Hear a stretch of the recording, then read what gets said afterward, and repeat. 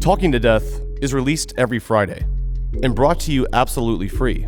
But if you want ad-free listening and exclusive bonuses, subscribe to Tenderfoot Plus at tenderfootplus.com or on Apple Podcasts. Talking to Death is a production of TenderfootTV and iHeart Podcasts. Listener discretion is advised. Welcome back to Talking to Death. It's me again, Dylan Harrington, producer of the show. Payne and Mike are taking a much-needed break today. We actually just got back from CrimeCon. If you haven't heard of CrimeCon, it's a big convention, happens every year, always in a different place. This year it was in Nashville, Tennessee, so a lot of us drove up for that. If you haven't heard of CrimeCon, it's a convention for fans of true crime.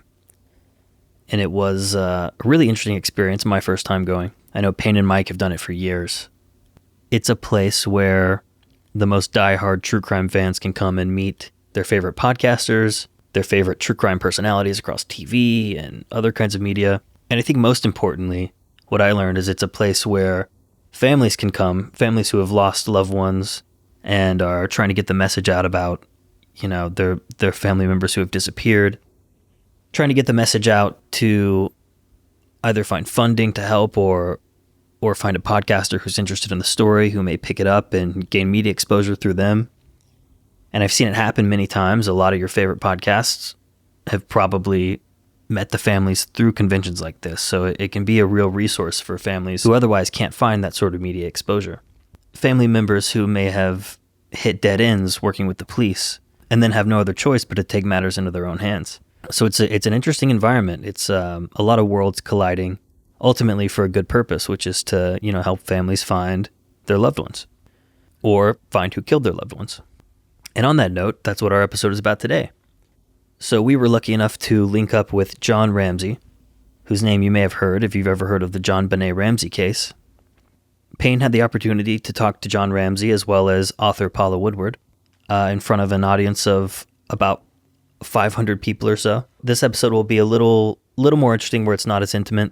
You're going to hear a lot of like the stage and the crowd and things like that. It's a much more open forum, much more raw than we normally present. But it's a fascinating conversation worth listening to. If you don't know anything about the JonBenét Ramsey case, I highly recommend just checking it out on the internet a little bit before you listen to this episode, just to get the groundwork and the foundation to understand what's going on in this case. It's one of the most enduring unsolved murder cases in American history and has been unsolved for going on 27, 28 years. JonBenét Ramsey was found murdered in the basement of her family home, and her murderer has never been found. There's been a lot of controversy surrounding whether or not the father and the mother or the brother were involved, tons of speculation, but the family has adamantly claimed since day one that someone broke into their home and murdered their daughter. The world is very torn on it. No one really knows for sure. But during CrimeCon, Payne got the opportunity to sit down with John Ramsey and ask him a series of questions. And we worked really hard to prep the interview and make sure that we covered our bases. And Payne asks some interesting questions and gets some interesting answers. Paula Woodward is an investigative journalist, and she was the author of a recent book about the JonBenét Ramsey case called Unsolved, the JonBenét Ramsey Murder, 25 years later. In it, she documents a bunch of new information, a bunch of new evidence that she's putting forth into the case, which is a fascinating look into the case 25 years later. So you'll hear Paula interject in the conversation every now and then, providing more evidence and more context. Buckle up. Get ready for this. Today's guest is John Ramsey and Paula Woodward.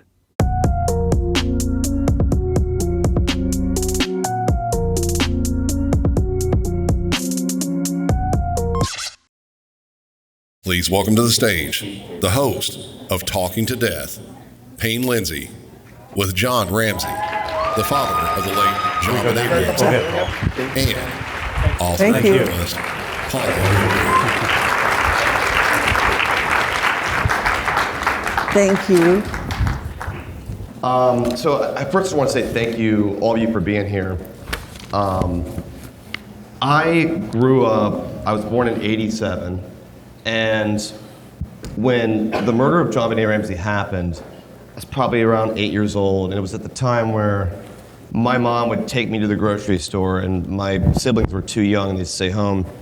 And so every single week I would see a new tabloid at the checkout counter. Yeah. And I would just ask my mom, like, what is this? Like, what's going on? And so literally ever since then, I've, kind of followed the case, and it had a very strong early impression on me. And I kind of, before this panel, I was just kind of thinking like, I bet you just, the JonBenét Ramsey case, I think probably had a tremendous influence on why I even do true crime to begin with from such a young age. Yeah. And I remember a few years ago working on Up and Vanished season 2. I was actually in Denver. Someone popped the balloon. I was in Denver, and your son, John Andrew, called me, and I was like, holy shit. And he's like, hey, I want you to do a podcast about my sister. And I was like, one, are you serious? And then two, I was like why? Like, there's been so many things on this, and the sincerity he had in wanting to find out what happened, it blew me away. And then eventually he linked us up for a minute, and we had a short phone call. And I remember that. And I heard from you, and I just want to say that, there's so many different theories and all this stuff. It's so messy. But one thing that is absolutely for certain is that you're a sincere guy, and you want to know what happened, and that came through to me in its purest form. So please give him a round of applause for still being here today.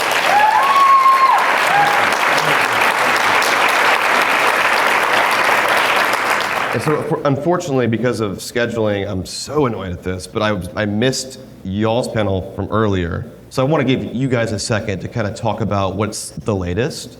Just summarizing, I guess some of the DNA stuff we were texting about, and then we can kind of pivot from there and expand on that. Go ahead. Well, hopefully not repetitive to you folks, but we've been very critical of the Boulder Police, not because they had no experience, but because they refused help from the outside. Lots of help was offered. And so for 27 years, we've been trying to get them to accept help, give the DNA evidence to the FBI. Don't keep the case in your control totally. Why do you think they're doing that? I don't know. I think initially Is it a pride thing? It was arrogance, ego. The Denver police offered 2 detectives at their disposal. They said, no, we don't need it. They didn't have a homicide detective or a department. There's nothing that explains the Nothing behavior. makes sense. For 27 years. Mm-hmm. For 27 years, they have stalled. They have blamed John and Patsy for murdering their daughter. They simply won't share information. They won't ask for help. And currently what they're doing is they refuse to give the minute amount of DNA that they have left over to a competent lab for genealogy testing. They're refusing to do it. And it's been 8 years, and you guys are familiar with how many technological advances there are with DNA.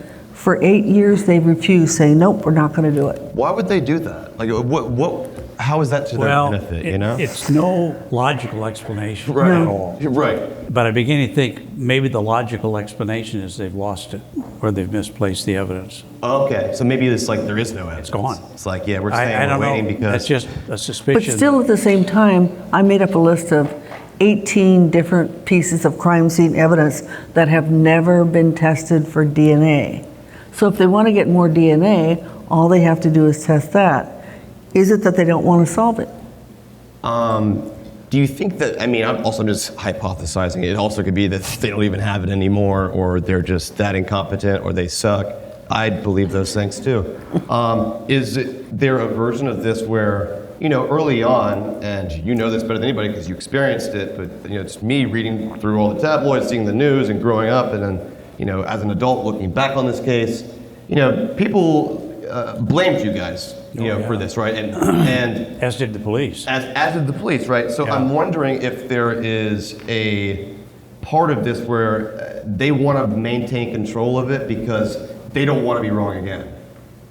I'm not giving an possible. excuse, but like, No, that's very you would possible. think that they're not going to strike out twice, right? Well, I've met recently, they've gone through several police chiefs, and they've always had poor leadership, in my opinion. Right. They did bring in, Well, they didn't solve it, so I mean. very poor leadership. They brought in someone from the outside, which is a good thing. About 4 years ago, I met with her after she'd been in that position after a couple of years, and I said, look, you didn't cause this mess, and I feel badly about criticizing the Boulder police. Yeah. But until I see progress or something different, I have no other basis to comment. I gotta blame somebody. Yeah, it's And not no if one's you fault. want to do the right things, you'll have nothing but praise from me. But But she did nothing. But she did nothing, and then she quit and took another job, and then the new. And didn't tell you. Pardon? And didn't tell you after she'd been talking I to you. talked to her literally like on a Friday, and she gave me her cell number. If anything you need, call me. Saturday, Peaced out? she was gone. Wow. Thanks. All right. Thanks for telling me. That sums up a lot. Yeah. How many years has it been now? It'll be 28 in December. this year. Yeah, 20 years. December. So 28 years later, you're here at CrimeCon in front of a large audience for the second time today. What do you want to achieve and accomplish today? Well, we've engaged in the media when we were allowed to. Our attorneys wouldn't let us talk to the media for years. But you did a lot back in the 90s, like just at first, or just at a certain point, because there's a lot. Well, they said, okay, they don't, defense attorneys want to lock you in a closet. And, Was that annoying, just being like, I want Well, yeah, to say something, but they're absolutely. like, don't say anything. And they said, look, we don't know how to practice law in the court of public opinion. Yeah, right. So we can't go out and defend you in the media. We don't know how to do that. Because there's no rules, no laws of evidence, anything. We're prepared to defend you properly in a court. But, Yeah. So anyway, 2 years later, they gave us the okay begrudgingly to do a media interview. And we actually interviewed the interviewers, because we only wanted to do one. Well, we ended up going with Barbara Walters, who was really a fine person, and took very sincere interest in us and the case, and I just really was impressed with her. Yeah, actually, I recently watched that one. So you were trying to pick the best person who wasn't going to have some gotcha moment for you Not so in a much way, even right? that, just somebody that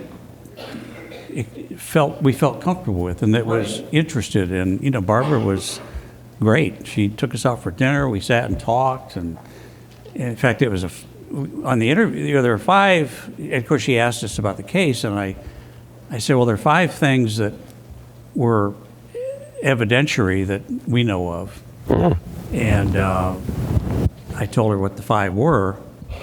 One of which was a palm print that was unidentified. Where was that at? It was on the door into the room where we found JonBenét. And Barbara knew the 5 because I'd told her earlier the night before. And she asked me on camera, and I could remember 4 of them. I couldn't remember the 5th. And she went like this below the camera. You're like, oh, Palm yeah. print. That's what Yes, happens that when you're was the like 5th one. under pressure. Yeah. So she was a really a neat person.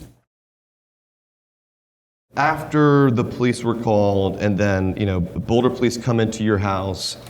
From everything I've read and heard, and just even statements made by you and Patsy and everyone else, it was kind of a shit show in there. Right? There's a lot of people in there, right? It was. How would you describe it? Well, that's a good way to describe Okay. it. Took the words out of my mouth. They didn't know what they're doing, and that they don't have to deal with that every day back then. They didn't. Like, what were they doing? People walking around, touching they stuff? were or making what? coffee and wiping up the countertop. Right. There were And- 17 people that were friends of the Ramseys. All the cops had gone except for one, At what point? 9:45 in the morning, Okay, so and her body was found at 1 o'clock. Not before But that. not There very were. long, I guess. Well, the Yeah. chief of police later was criticized for how they handled the crime scene. He said, "Oh, we thought it was a kidnapping. We didn't consider it a crime scene." Well, it's like, okay, well, Okay. you were The whole pretty wrong. house. But that was the level of competence that we were dealing with. And I think what really kicked it off was the lady detective there who later went on national TV and said, "Oh, I knew John was guilty because I saw it in his eyes." This is a Boulder police? Yeah. It's like, She well, saw it in your eyes. She saw my She's a eyes. psychic. Well, that's And a she very grabbed her valuable gun. skill we could put to use. She grabbed her where'd she gun go? because she was afraid. She left shortly Working at after. I mean, she wasn't there that Jiffy Lube? long. But she wrote up a report and described some actions she saw that she observed us doing, one of which was John was casually going through the mail while he's waiting for the call from the kidnapper. I was looking for another communication from the kidnapper in this pile of envelopes that had come through our front door. Yeah, what are you supposed to do? Just sit there and stare at the wall? They said No, that but weird I was too. looking for another. Yeah. Is there another communication that was sent to us? Yes, It was in because this- it was a ransom, right? I mean, at that Yeah, point, we it had was the a ransom note, but I saw this pile of envelopes that had come through our mail slot, and I was going through them. Was there anything else in there? Well, she interpreted I was just casually going through the Yeah, mail. that's a bizarre, observation of hers. Yeah, an and then the assessment. other one was, the note said we would be called at 10 o'clock tomorrow. Well, I didn't know if tomorrow was the day we were in, or was it tomorrow, the next day. Right. And so when 10 o'clock came that day, I said, well, okay, I got to wait till tomorrow. That was going to be excruciating, but that's the way it is. She said in her report, well, it's very bizarre that John didn't go crazy when 10 o'clock came and they get a call. Well, I wasn't necessarily expecting it that day. Because you were it said- thinking, well, maybe tomorrow then. The note said tomorrow. I didn't know if tomorrow was the day we're in or, was it tomorrow? So she reported that, well, I just didn't act right when 10 o'clock came and went. So anybody reading that report would say, well, yeah, that's a very strange act. They start plucking these little things out and kind of making their own misinterpreted, picture, and right? Yeah. misreported. And so the whole police case, we were told by the DA several years later, was that we didn't act right that morning. How is one supposed to act? Well, that's There a you good go. question. I don't know. I don't know. Yeah. I'd lost my oldest daughter, Beth, in a car accident. And I got a call from my brother in the afternoon, said Beth was killed in a car accident. And it was, of course, devastating, shocking, but there's nothing I could do. I couldn't go to her aid. I couldn't get her to the best doctors. I couldn't help her. It was over. With JonBenét that morning, it wasn't over. Why not? What do you mean? She was kidnapped. I was going to get her back. So you're like, where is she? Bring her back because. But I've these got to people do have whatever I taken her. can do to get her back. Whatever I can do. And I assumed the police knew what they were doing. I should have been more aggressive Sure. in what we called friends, and but of course we found out later that the police didn't know what to do. They went to the sheriff's office and got a book on how to deal with kidnappings. But that morning, I had to keep my head and be on my game and get my daughter back. Yeah. We arranged for the ransom money. A friend of mine was my banker, and he got me a credit limit on my Visa card of $120,000 so I could get the cash. What's it like making a call like that? Is he like, are you Well- serious? Like, what? Like, that sounds crazy. Well, he was a very close friend. And Okay.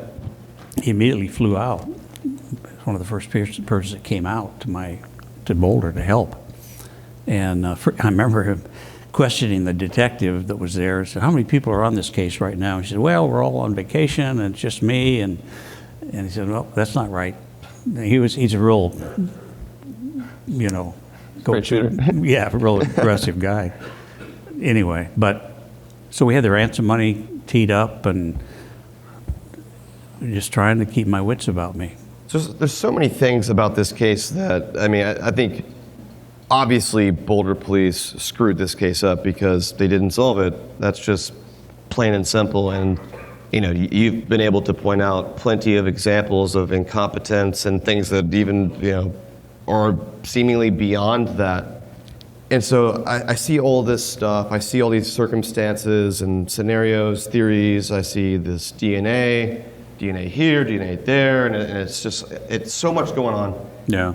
And so in my head, as an investigative journalist, I always go back to the ransom note because I feel like no matter what we end up finding, that has to end up explaining the ransom note, or that explains the ransom note. And I'm just curious for you, like how many times have you read that note? Well, of course, we read it that morning, Of course. and Yeah. we had to write it. You had to number of write it times. out too, to test So for the police handwriting. had our right? handwriting samples, wrote it with the right hand, wrote it with our left hand, which is That's painful. also bizarre, yeah. It's horrible to have to write that horrible note early on. And this was in days of JonBenét's loss. What did you think when you read that? Like, I mean, like first. Well, it was just gut shocking. I instinct. mean, you don't, I mean, it's a horrible feeling. It's like, and I tell people, it's like when you have a young child, you're in a supermarket or shopping center and they're gone all of a sudden. They've disappeared behind a coat rack or something. Yeah. It's this horrible feeling in your stomach, like, where's my child? And that lasts for a moment, and then your child comes out from behind, hiding in the coat rack Sure, or you're like, something, and yeah. thank God. That's the feeling we had that morning. It was constant.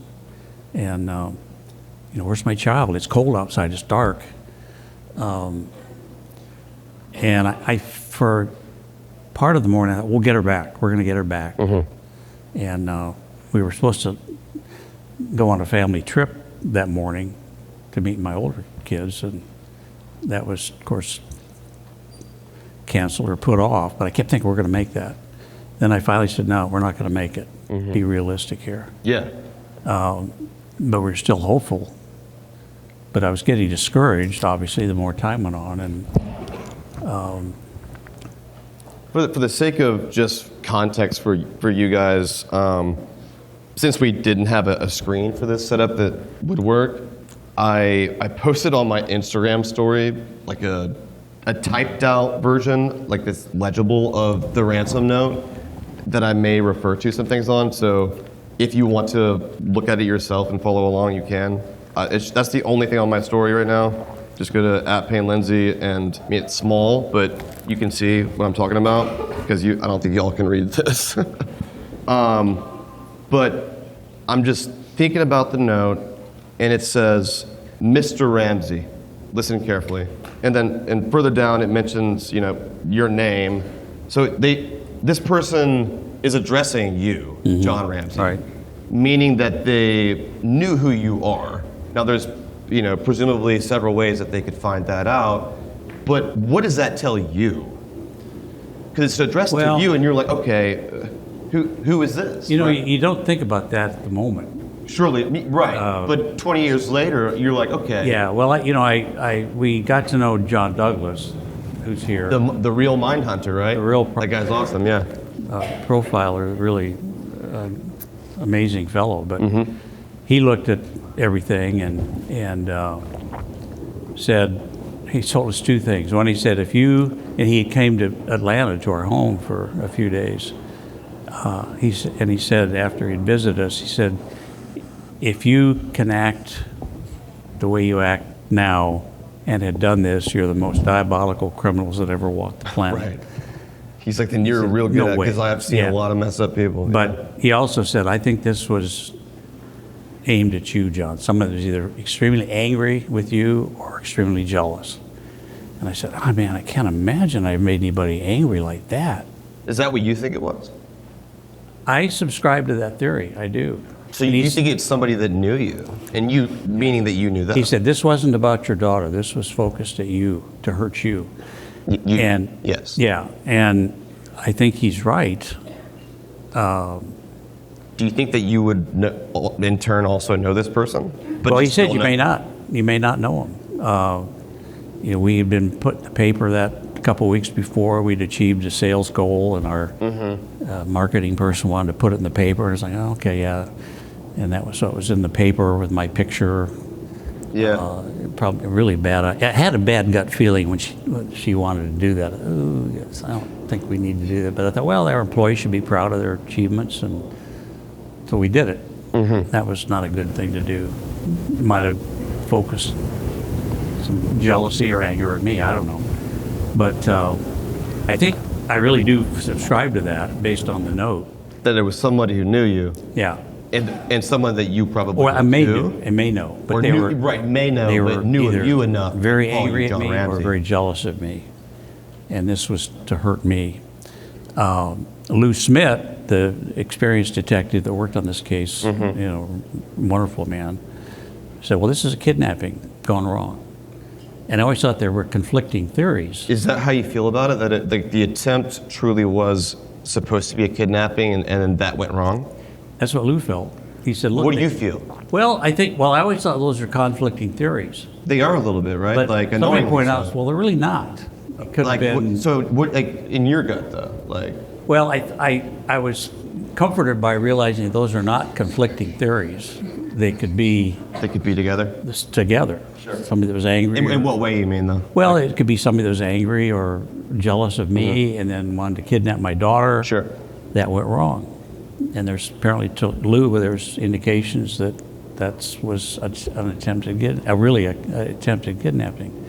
So it was comforting to think, here are these two world-class people that have different theories. Well, they're really not different. But they can make a bigger picture. They're tied together. So do you lean more into the idea that somebody was out to get you and kidnap your daughter for a real ransom, or that it was a sexual predator of some sort that was random? No, I don't think it was random. I think it was somebody that had been observing us, knew our house. It wasn't random. Like they were planning this out in a way? Yeah. The $118,000, which was the amount asked for a ransom, well, that's a bizarre number. Isn't that why not $1 million? Your bonus number? Or close to it? Well, it turned out it was my annual bonus, which was on all of my paycheck stubs for a year, every 2 weeks. And we weren't careful with where we laid those around. So how could someone have, like, you saying that someone could have got that from the trash or something? Or like, how could one have known that? Well, say if they'd been in our house and gone through our house, they'd have seen Like even when they were in the house that night, you mean? Potentially? Or? Potentially, yeah. I mean, we weren't careful with papers and stuff like that. Yeah, right. It could be found, right? They weren't there that summer. Been somebody that worked. Could be somebody who wandered. And good cheap. Yeah, just wander around. Sure. Yeah. And that's, to me, the most logical explanation of what that number was. It had some meaning to the killer. Right. Some message. Because it's too specific, no, and it makes it crazy think that number that's available as a ransom, right? Right. I mean, why not $1 million? You know, this means like, I know John could give this to me, so they clearly had that information. I mean, I was head of this company, and our sales had achieved $1 billion, which we're like a grocery store. You got to sell a lot of stuff to make a little money, and so we were still small in our niche of the industry, but we were proud of that. But I was an employee. Lockheed had bought the company years ago, and I was a Lockheed employee. I wasn't a billionaire. Did you ever work for Lockheed or no? Yeah. My dad retired. It was a great company. Yeah. Great company. 35 years. Yeah. Yeah, they really treated us wonderfully when this happened. But it was just it was a bar. Somebody pointed out too, in fact, our minister, that said, okay, well, 118 is the middle, right in the middle of the Bible. What does that mean? Well, I don't know. But you in mean that like psalm, is that how many pages? Like it's. Well, it's right in the middle of the Bible, and in the psalm, it has a phrase that says, "Saved by the cornerstone," SBTC. Okay. That's the way they're. That's always been hard to explain. If you'll see on the note there, it says, victory and SBTC. Well, nobody. Yeah, what does this acronym mean? Right. Does it mean anything, or is it just a weird that thing? That made some sense. That okay, maybe this was a bizarre way to show this. So person. that makes it sound like super calculated, right? No, it was no question. And so my question then becomes, which is why this case is so frustrating, is that if it was a very calculated kidnapper, killer, or kidnapping gone wrong that's cased the house and got all this information, why on earth did they spend 20 minutes writing that note in the house when they could have just came with that note ready? Because they did not necessarily write it in the house. There were several tablets that Patsy used. It was written on one of the tablets. It could have been taken out of the house. She never would have known it, and he could have written it then. So you're saying that it's possible that this person took this out of the house, the tablet, wrote it, And Brought it back in. Well, I but for think what reason, though? Why would they do that? Take their time. Why not just I bring think their own pen what and we were pad? told, my feeling is this person was in the house when we left to go out for dinner, Okay, was hiding when we got home. interesting. In that 3 hours, sat and wrote a note. Interesting. We were told, again, I think by John Douglas, that because the police speculated, well, we wrote the note to cover up. Yeah, right. That's what people will which say. is crazy. Some people, He yeah. said, even though it's diabolical, criminal could not have written that note after committing a murder. They're too wired, going crazy. I don't know. But he said yeah. this was written before. So it's written before, so Yeah, and I But- think that's right. yeah. I mean, that would make more sense because if you killed anybody in a house, I feel like the instinct is to get the hell out of there, Right. not spend 20 minutes looking for a pen and pad in the kitchen or whatever. Like, right? Yep. So, do you think that the note was written in the house? I believe that. But Okay. I Do you don't- think it was written before she was murdered? Yeah, absolutely. And that could have been while you were at dinner that night at the Christmas party, or before the murder happened? Oh, I think again subscribe to John Mm-hmm. Douglas's.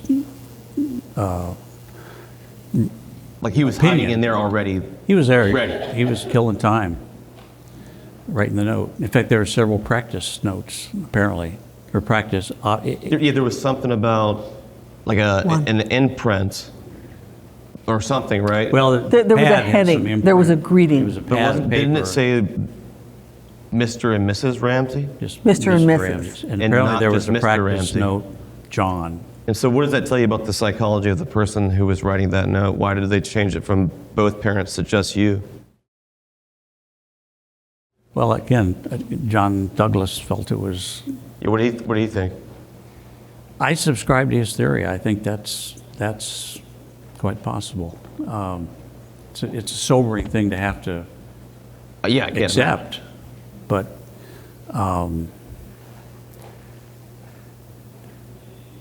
That night Yeah. at the Christmas party, just walk me through, because honestly, these parts are muddy online, and I don't want to just go off that. Just from your own recollection, I know it's been forever, but you're at this Christmas party, you leave, come out of the house, just walk me through leaving the party and then going to sleep, that timeline. well, we left our friend's house with the kids. I think it was like 9:30, something like that. Okay. We were leaving early the next morning. JonBenét had fallen asleep in the car, and it was a fairly short drive, but Yeah. she was tired Yeah. and a long, big day. And we stopped at one friend's house and dropped off a Christmas present and then went home. I carried JonBenét upstairs. She was sound asleep. And it was a 3-story house, right? Well, it was 2 stories, and then there was like a attic that had been converted to a Okay. Which bedroom. floor did she sleep on? Second. And you guys slept on the Third, top? yeah. Okay, got you. But there's You took her down, or where's the front door at?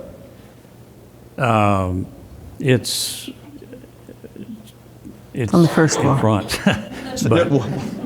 Not the back, right? At the back, yeah. But no, it's did you away take her from up the to her bedroom. room or down to her Bedroom's room? I guess kind trying to of- picture kind the of layout in of the your back of the house, like- Burke's bedroom was in the front of the house. Okay. The front door was there, and then JonBenét's was in the back. Okay.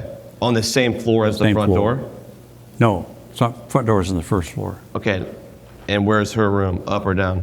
Up one Okay. floor. And then where's your room at? one more level Okay, up. got you. Okay. So you take her up and put her to bed. I did. And, well, I put her Or just on put- the bed, and sure. Patsy came in and changed. So then her you left to clothes. go to your room? Yeah. Okay. Well, no, actually, I didn't. Immediately, Burke wanted to play with his toys. Okay. That he got for what Christmas. toys did he have? I don't remember what they were, but Just we sat there and played for Some a few dumb minutes. 90s It's like, toy okay, that- we got to go to bed. We got to get up it was early. probably loud and Yeah. My dad used to duct tape my toys so they would make less noise. And now in hindsight, I'm like, that's pretty cruel. So yeah, we played with his toys for just a few minutes. Sure. No, we got to go to bed. So we got him to bed, and then Patsy and I went to bed. Did you go to sleep first, or you and Patsy fall asleep at the same time? Oh, I don't remember. Yeah, I don't remember. Okay. We were both tired. I mean, it's been a long fun day, but it's also like holidays. It's exhausting already. yeah. So tell me about the first thing you remember when you do wake up. Well, I got up and was On your own, or were you woken up? don't remember. I don't know if we had the alarm set or not. Okay, but either way, you woke up with got up. Patsy with you, or did you just go downstairs? No, she was, maybe she was out and about. We had 2 different bathrooms that we kind of split Sure. just for civility. You know? Sounds more convenient. Yeah. And so I was shaving and I heard Patsy scream, and as it was, I knew something was wrong. This was not just a, No, oh you my heard God, that it's from a mouse. downstairs, It I was guess? she'd I got gone a scream from downstairs and downstairs? found the ransom note. And so I ran down and she showed me the note, but I spread it out on the floor to try to absorb what it was saying. It was 3 pages. Yeah. And pretty immediately said, she was standing by the phone, she said, call the police, call the police. And so she picked up the phone and called the police. And of course the police said, well, you're a man, you should have called the police. Why'd you ask your wife to do that? That's so weird. I don't know. She was standing by the phone, and I was trying to read the ransom note. But anyway, she called the police, and then they came fairly quickly. And the police officer that came was just a patrolman that was on duty. And so, do you think she ran away? And I said, no, she was a 6-year-old child. She wouldn't have run away. Right. And I showed him the ransom note, and then he called in. I guess that's when Linda Arndt showed up, the one detective that was on duty that morning, because everybody else it was Christmas. You know, Yeah, they so were it's a gone. weird time, yeah. Yeah. I was told that one of the police officers that was there that morning, there were several for a while, asked the chief of detectives, and this was hearsay, I don't know if it's, you may know more than I do. Paul is very plugged in as an investigative journalist. Was told that one of the police officers called the chief of detectives, I think there's evidence of an intruder, could I get dogs to the crime scene? He said, no, don't do that. Well, that was a missed opportunity then. Well, if that really was true, it was a huge missed opportunity. So running with the theory that it was someone who knew enough about you, who could be a stranger, but cased the house and just learned enough about you to know your name, know you had a daughter, and know you had an amount of money that's pretty damn close to what you were making in that bonus, right? Right. So if we're going with that, and they wrote the note, and they wrote the note first, right? And then they go down to kidnap JonBenét, and somehow that goes wrong. Is that what we're thinking? I mean, I think that's presumably in that series of events. Right. Is that what you would say, maybe? Or what happened, and Well- why would they move her body to some other room? Yeah, that's. And I honestly just want just your thoughts, because like I can't make sense of it either. Oh, it doesn't make sense. Yeah, at but all. like I'm this sure you person racked your brain on this for. was obviously crazy. Why would they do that? Why not just get out of there? I don't know. You know what I mean? She was, I'm told, sadly, sexually assaulted. And so that doesn't really fit the kidnapping. That's what. Yeah. So it's like some things go, some things don't go, and I don't know. Even you, Paul. Like, what do you make of sort of the conflicting evidence? And maybe some of the evidence I'm talking about doesn't mean anything, and like we're overthinking it, but that doesn't jive all the time, right? No. The killer doesn't make sense. The police actions don't make sense. Nothing is logical. Nothing makes sense about this. But the killer was smart enough to get in and out of there and not get caught, know who you were and you not know who he was, and he or she has not been caught till today. So maybe that's complete dumb luck. But I don't know if that's necessarily true. Is it a dumb person that got lucky, or is it a calculated killer? Oh, I think it was calculated, for sure. And then therefore, why move her body from her room to, what was it, like a cellar Basement. area? Well, it was a Yeah. basement, yes. Like, why even waste the time? Why not get out of there because it was hard to get in there in the first place for that little window, right? Like, what do you think about that part of it? Well, I don't know. I mean, one of the Right. things that came up early on was there were 2 marks on her in 2 different locations, which were speculated to be stun gun marks. Where were those? Well, one was on her cheek and one was Lower back. lower back. And, Do you suspect that may have been used? And well, we To had, control her? Lou Smith did some testing on a pig with a Okay. stun gun. wow. And he said, sure enough, the marks Doberson. are identical. And he got in trouble with PETA, of course, but Well, you shouldn't have told him. Don't tweet about it. Yeah. yeah, but anyway. But he said when we did that, at first it didn't surface. He thought, oh man, this wasn't Doberson. right.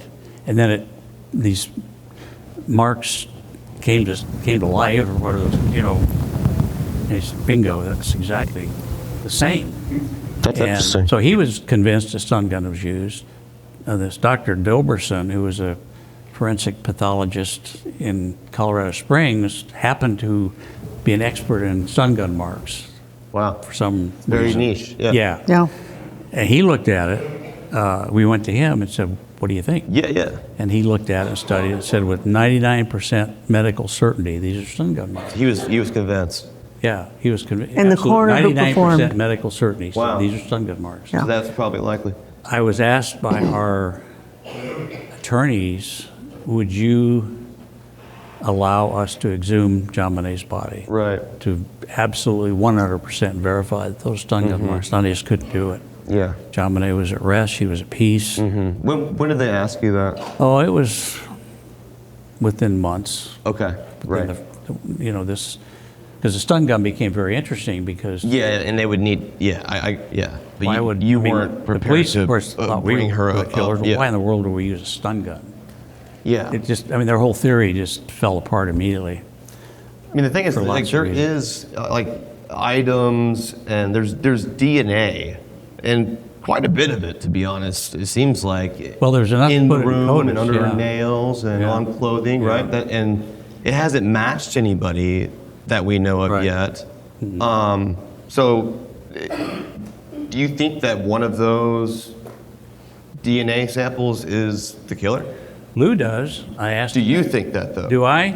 I don't know enough about DNA. No, but like, But- presumably, if they're on her body, Well, yeah, I mean, it's, when it was discovered, it was immediately reported in early January by the lab that did the testing. like originally, you mean?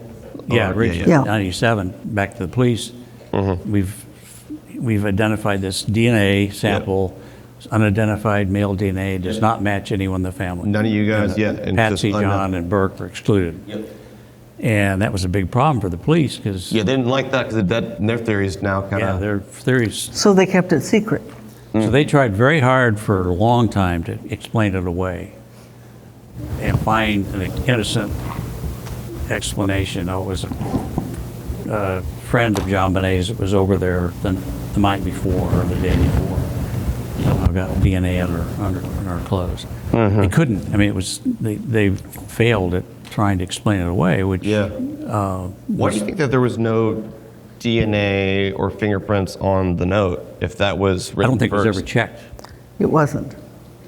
The note was never checked for Yeah, that's what you DNA. mean? Well, Where's it wasn't now? sampled by the police. It wasn't. I mean, treated. I read that. I mean, Patsy's were on there obviously because she picked up and found it. Oh yeah, we But handled like it as well, but I read that there was no DNA on the note. we don't know. It was never looked for. Oh, Never tested for DNA. who didn't never test Ransom, it? Boulder Police Okay, did not have it tested. do they still have it? Yeah. Well, To me, that would be theoretically. the biggest thing to harp on is test the note because there's DNA on her person, right? And if we're running with the theory that obviously it makes more sense for an intruder to write the note first, it makes no sense that they would write that with gloves, then take off the I gloves. agree. So, Yeah, right? There was lots of things that should have been looked at for So evidence. clearly, yeah, all going back to You name it, it should have been just tested. missteps and Right. We put together a list of crime scene evidence that had not been tested, and we found 16 items So John gave that to the governor. The governor gave that to Boulder Police, who did not have a list of crime scene evidence that had not been tested for DNA, and they haven't done anything with it. They have not sent it to a I don't understand lab. why they wouldn't have tested the note, because it seemed like they were so hard out to get you guys in the first place, making you write samples, left hand, right hand. That's got to be exhausting and annoying and frustrating. Wouldn't they just test it and put it to rest if it somehow, I don't know, like... You know, I can't explain the actions Because of the police. that's odd. It's almost contradictory behavior, which is so annoying. What if they didn't want to know? Right, but like that'd be so early on to want. I mean, why would they want it to be you that early in the stages? Had they already like said enough publicly that they wanted to cover their ass, or what? When the word came in to the meeting outside of the Ramsey home that JonBenét's body had been found, somebody in the meeting told me that one detective said to another detective, not homicide detectives, narcotic detectives, who did not have the training, one of them said to the other, I knew it, they killed her. So they decided that soon. Yeah. They decided immediately that it was the Ramseys, and they set out to prove it. I mean, it's that diabolical, really. You know, and to this day, I don't know who it was, but I'd gotten a urgent message through our friends at house we were staying at that one of your fellows you worked with needed to talk to you immediately. When was this? This was Friday, that Friday. Was that the 26th?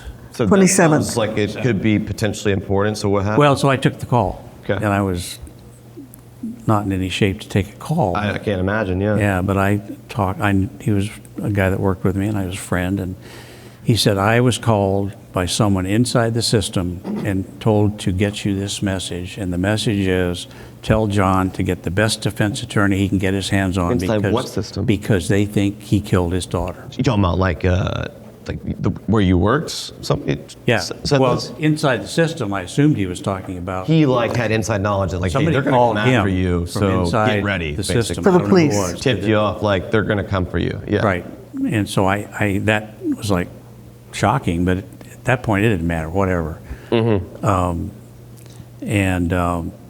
So that was the day after that they already had concluded.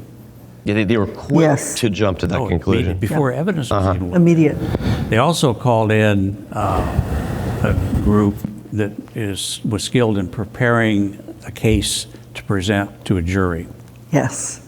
You know, Yeah. with For an pictures and indictment. diagrams and stuff. Yes. And they went, and they told us this later. They said, the police called us in and said, I want you to prepare for our case to go to court.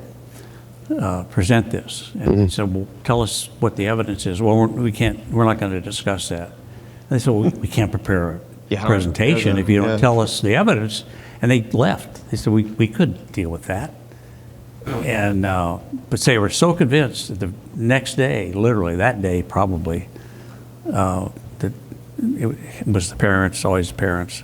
The problem with that, you know, I've researched it a little bit, and sadly, 56% of the time in our country, a homicide of a child is a parent. However, you got to cut it one more level. In virtually all of those cases, there's a long history of problems in that family. The neighbors know about it, the police know about it, the schools know about it. It doesn't just happen out of the blue. Yeah, that was not happening in the Ramsey household. No, not at all. We had, in fact, our pediatrician was testified. He said, and we were criticized for taking JonBenét to the doctor a lot. She had allergies and stuff, and you know, we had a good health plan. If you're sick, we go to the doctor. Real simple. Right.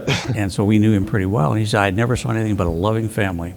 Why don't you think that the killer went back upstairs and took the note back if it was a botched kidnapping? Because when the killer left, it clearly was no longer a kidnapping because that there wasn't a kidnapping. Right. was a murder. It was a murder. Kidnapping. It was We had murder your daughter. at that point. So why not just take that note away?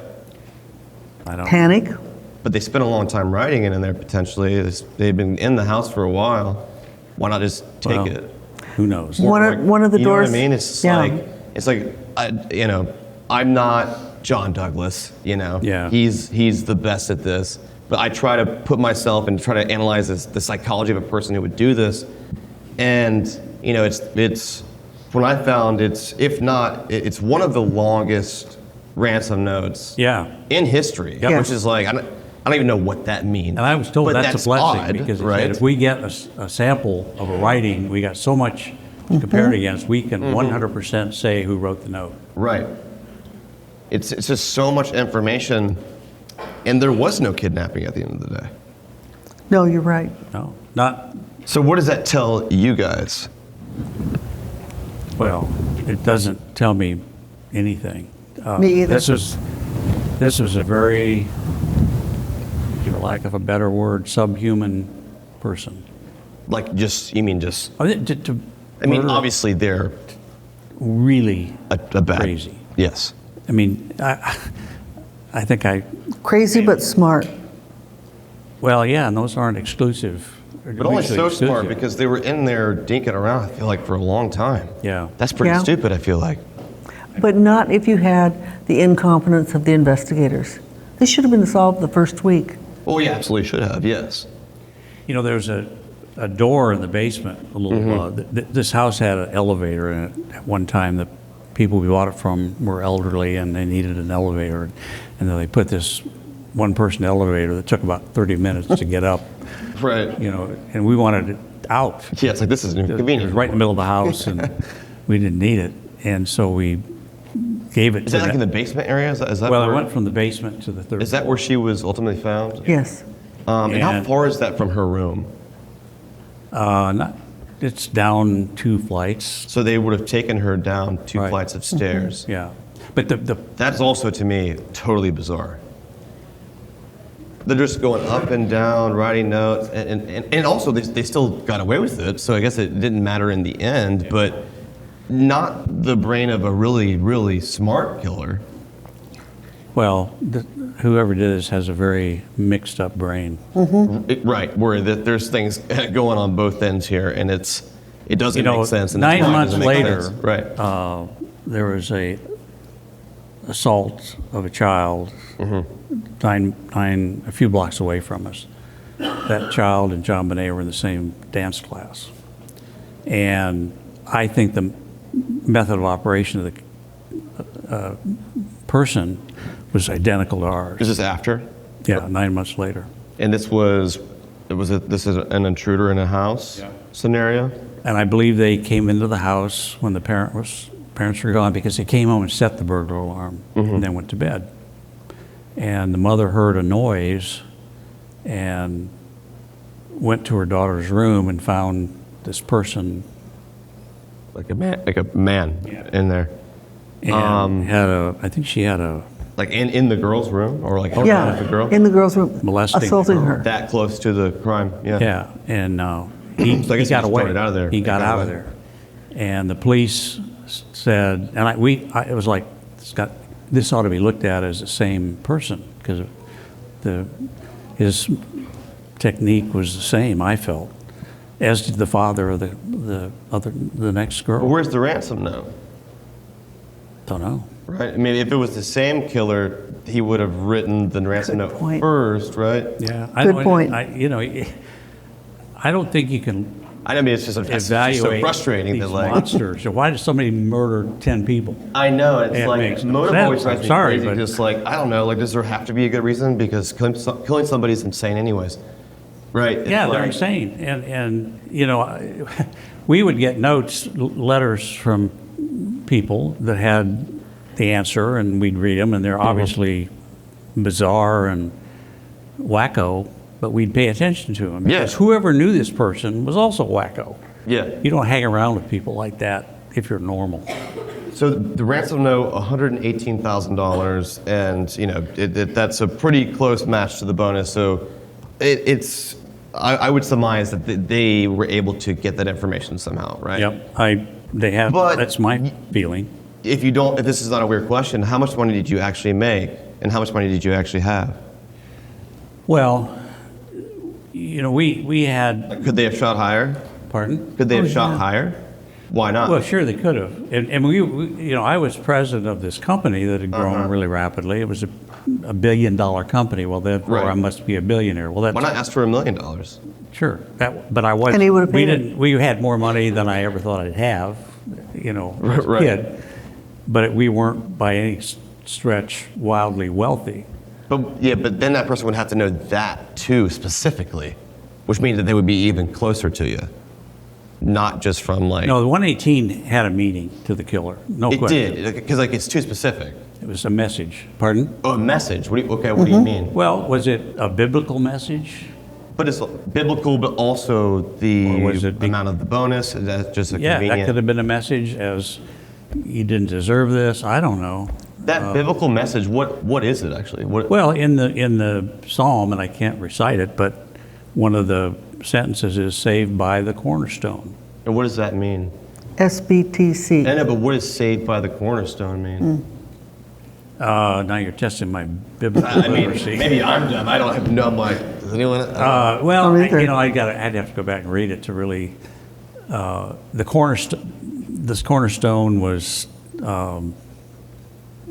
I don't know if it's good. I should ask my wife. She's a biblical scholar. Does know Someone what in that here will means? probably tell us after the Do you panel. I'm remember? like, oh, okay, yeah. Peter is considered the cornerstone of the church, but that doesn't relate to this at all. Okay. Yeah. Okay. Either way, it's like, once again, maybe it's something that just doesn't match here, doesn't match there. And that gets me to this spot of, I feel like the note is a distraction. I feel like no matter what, it's just a sideshow. Might be. Clearly they had to know all this information. Yeah. But like, they got away with this, but they failed the kidnapping. They failed on that. Right. And they spent so much time in there and could have got caught, didn't get caught. And so I feel like all of the details in there, like, why not just say this much money tomorrow? What is all this other stuff? Why did you even spend that much time writing it? Get the hell out of there, right? Sure. Wouldn't you like to talk to the killer and find out? So badly. Me too. So badly. No, Yep. none of it Seriously. makes any sense, including the murder of a child. That's just Do you I mean, think he's still what out is there? the He or motive? she's still out there.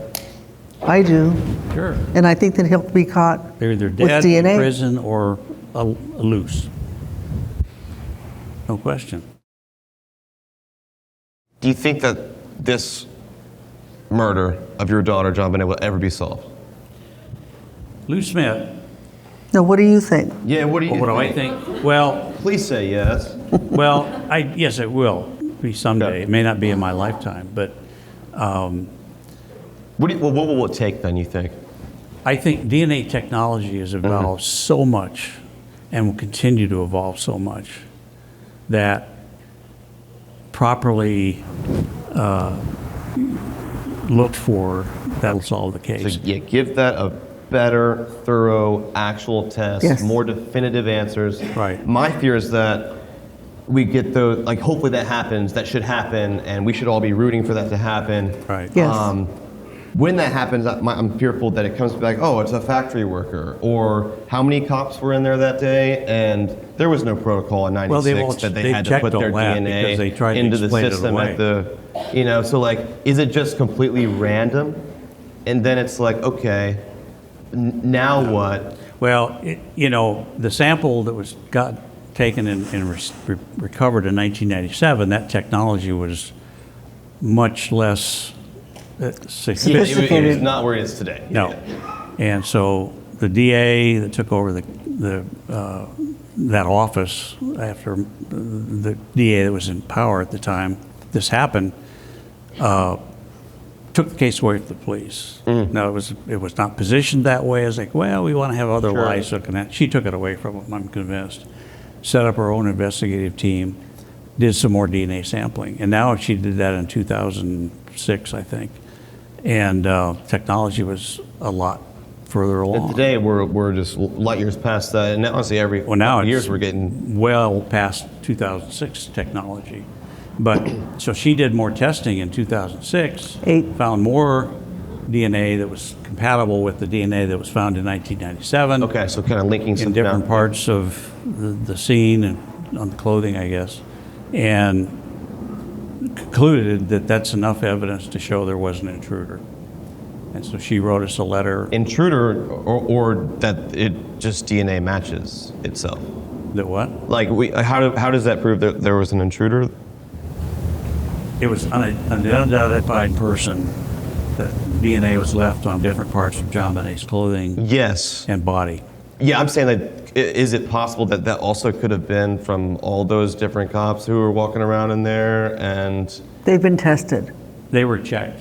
The cops were checked. The police tried to explain it The away. police got DNA swaps from all yeah.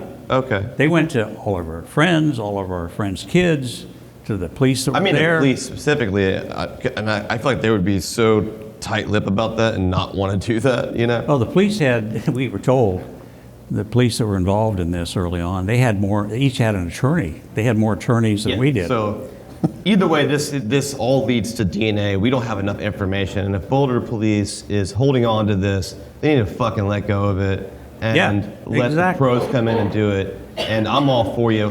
What do you think? What do you want the audience to take away, because we're out of time now, from this? And what can we do to push the ball forward? Because I personally want to. And I know that they all do too. You know, I learned a lot recently.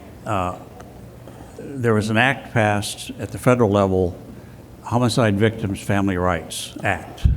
And basically that gives the family rights in a homicide case like ours. We had no rights to when the police weren't performing, we could just beg them to perform. But this would give you control of the DNA. But, well, the act, if implemented at the state level, would give us the power to say, we want change. We want this case to be taken away from the police. We want a different agency to look at it. Empowering the parents of whose children do something. Victim. Yeah. Right. But murder is a state crime. So, that's one of the fundamental problems with our system, in my opinion. You're saying you want to be a federal crime? Well, I was going down that track. I thought, well, let's make the murder of a child a federal offense. You know, we ought to, as a country. Hard to imagine that it's not, but okay, but yes. It's not. Right. And I was told by knowledgeable people that would be a very difficult law to get enacted. There's a lot of problems with jurisdiction and state lines and all that stuff. But I became acquainted with this Rights Act, Family Rights Act, that was enacted at the federal level. There's now an effort to make it a state law in every state. It's right now in 5 states, I think, and it's pretty easy for them to adopt it. It's like a boilerplate law. They can just. That's a good start, though. This is like where things should go. That would have fixed a lot of our problem, in that we could have demanded under law help that we could get help involved. My last question to you is, what can I do to find this motherfucker? Well, kill. Yeah, well. Just point me in a direction, please, anywhere. Go after Governor Polis, who has the right to take away the DNA. Do that. Yeah. Well, the first step. But note taken. Yeah. The first step that could be taken, is what we've been asking for a long time, is the police need to give the crime scene evidence to the custody. Let's go there and pressure them to get off their ass and do something. Yeah, the FBI. I know people at the CBI. Why don't they just go poke around there? We want the FBI to have custody of the crime scene evidence. Give them it's called custodian rights, I think. All right. And I think they would then do with it what it should be done with it. Very simple act to do if they haven't lost the evidence. Yep. If they have, then and we'll find out, and then there's another egg on their face, and then we'll go from there, right? Yeah. Yep. Yeah. Well, thank you so much today. I know that they're. You're welcome. Thank you, Frank.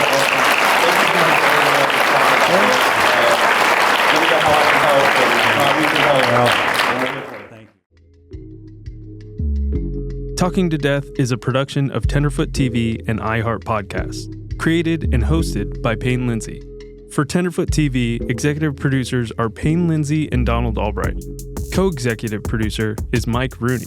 For iHeart Podcasts, executive producers are Matt Frederick and Alex Williams. with original music by Makeup and Vanity Set. Additional production by Mike Rooney, Dylan Harrington, Sean Nerney, Dayton Cole, and Gustav Wild for Cogito. Production support by Tracy Kaplan, Mara Davis, and Trevor Young. Mixing and mastering by Cooper Skinner and Dayton Cole. Our cover art was created by Rob Sheridan. Check out our website, talkingtodeathpodcast.com.